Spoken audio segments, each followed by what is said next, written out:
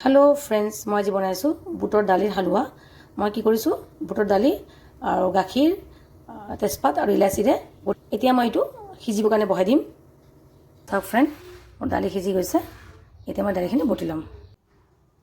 তেজপাতখিনি মই উলিয়াই দিছোঁ আৰু ইলাচিৰ গুটিখিনি মই উলিয়াই বাকলিখিনি মই পেলাই দিছোঁ। এতিয়া মই এটা হেণ্ড ব্লেণ্ডাৰৰ সহায়ত পেষ্ট কৰি ল'ম। আপুনি মিক্সিতো দিব পাৰে, মই হেণ্ড ব্লেণ্ডাৰত এইখিনি আধা ভাঙা হোৱাত মই এটা চেনি দি দিম।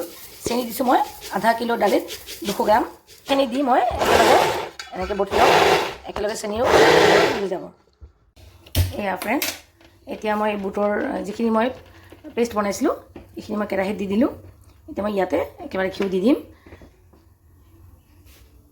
ঘিউ দিম মই ইয়াতে 1 কাপ।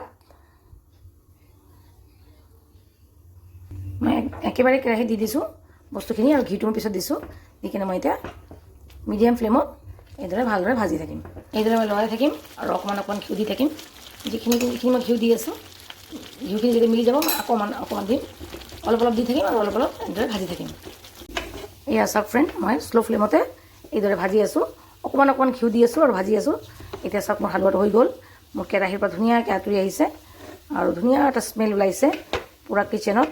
তো এতিয়া এইটো চেণ্টত হালুৱাটো হৈ আহিছে। এতিয়া মই এইটো গেছ অফ কৰি দিম।